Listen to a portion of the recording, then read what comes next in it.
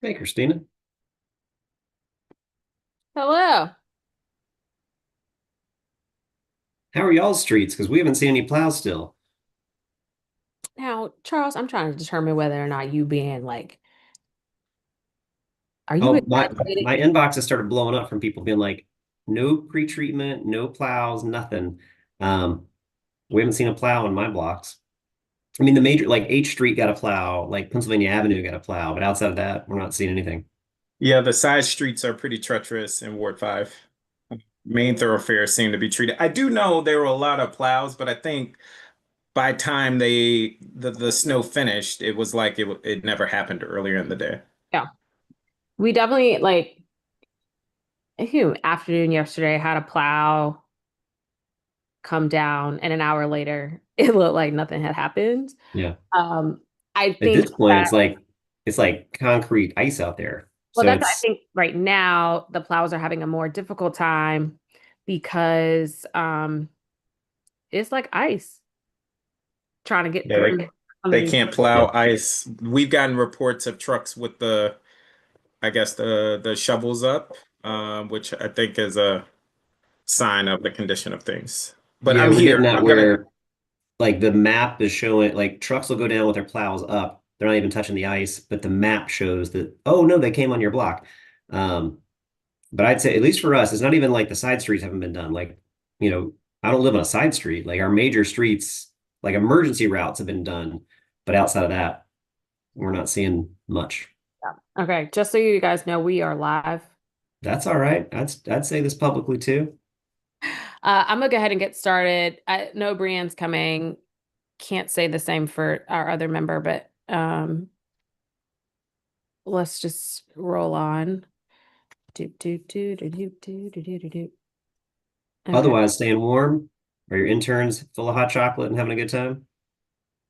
Yeah, for now. They're gonna sleep well because I Hmm. just went with them sledding and I got some daredevils amongst me, but that's all right. Everett Anyway, slept okay. till Everett slept till 9 o'clock this morning, which he never does. So yeah, we wore him out yesterday. Uh, yes to the public. We know that you can hear us, Hmm. and that's okay. All right, we're gonna get started. So good afternoon. I'd like to call this meeting to order. Today is Monday, January 26, 2026, and the time is 3:02 p.m. We are holding this additional meeting of the Committee on Health virtually via the Zoom internet platform. I'm at-large Councilmember Christina Henderson, Chair of the committee. We've been joined by Councilmember Charles Allen from Ward 6 and Councilmember Zachary Parker from Ward 5, and we have a quorum of the committee. Today, we will consider and vote on two nominees to the Board of Dietetics and Nutrition. The Board of Dietetics and Nutrition regulates the practice of dietetics and nutrition in the district and is comprised of 5 members appointed by the mayor. Of the members of the board, 4 shall be licensed dietitians or nutritionists, and 1 shall be a consumer member. PR 26-455 nominates Kayla Smith to the Board of Dietetics and Nutrition as a licensed dietitian member, filling a vacant seat for a term ending March 12, 2028. Ms. Smith has more than 10 years of experience in nutrition services across clinical care, dialysis settings, and long-term care, with expertise in quality improvement, patient education, and regulatory compliance. She currently serves as the strategic manager for the nutrition services of Friesness Medical Care, overseeing nutrition services for more than 20 dialysis facilities and home therapy programs across the district and Maryland. She also manages a team supporting approximately 1,300 patients. She previously served as a registered dietitian with the U.S. Renal Care and as the lead dietitian at NMS Healthcare, where she supported clinical nutrition planning, audited dietary compliance, and ensured survey readiness and adherence to state and federal standards. Her background includes program development, menu planning, budget analysis, and quality management systems tied to patient outcomes. She earned a Bachelor of Science from Howard University, and she is a Ward 7 resident. PR 26-456 nominates Rachel Gabauer to the Board of Dietetics and Nutrition as a licensed dietitian member, filling a seat vacant with a term ending March 12, 2027. Ms. Gabauer has extensive experience in both inpatient and outpatient clinical nutrition, specializing in evidence based care for eating disorders, gastrointestinal conditions and chronic disease management. She currently serves as the clinical director at Monte Nido, where she leads a multidisciplinary team providing partial hospitalization treatment, overseeing treatment planning, clinical operations, and staff development. She also serves as a private practice dietitian with Tepper Nutrition, providing individualized counseling in intuitive eating, eating disorders, chronic disease, and general wellness. Her prior experience includes serving as a clinical dietitian too at MedStar Georgetown University Hospital, where she supported, multiple hospital units and provided nutrition therapy. Nutrition therapy. She also has conducted research at the National Institutes of Health and supported outpatient gastroenterology nutrition in Virginia. She earned her dual Bachelor of Science in Biology and Nutritional Sciences from Penn State and is a Ward 6 resident. During the roundtable, I discussed with both nominees the potential for a dietitian licensure compact to expand access to nutrition in the district.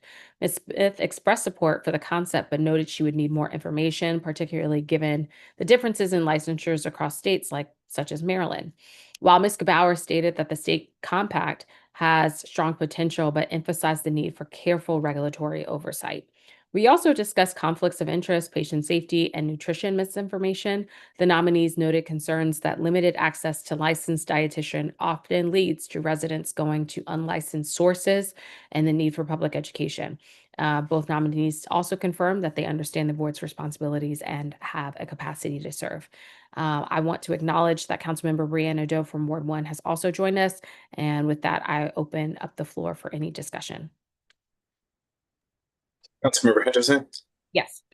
Thank you. I would just say these nominees seem more than qualified. I had a more general question about filling vacancies moving forward, and if there's any strategy that the executive has shared with this board or others, how we're going to just make sure there is a better cadence over time.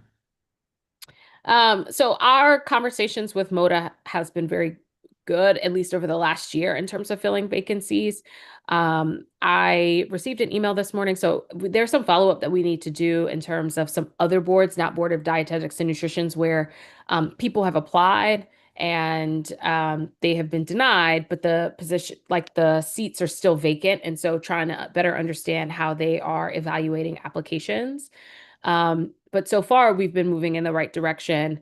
With this board in particular, I think you remember there was a nominee that they put forward that they withdrew because of some concerns from the committee. And this time around, I do think that they got it right. Awesome. And I look forward to supporting these two nominees, which seem more than qualified. Thanks. Yep. Any other discussion? Okay, hearing none, I now move the draft reports and prints. I'm going to do it in block for both PR 26-455 and PR 26-456 with leave for staff to make any technical changes. All in favor, please say aye. Aye. Aye. Aye.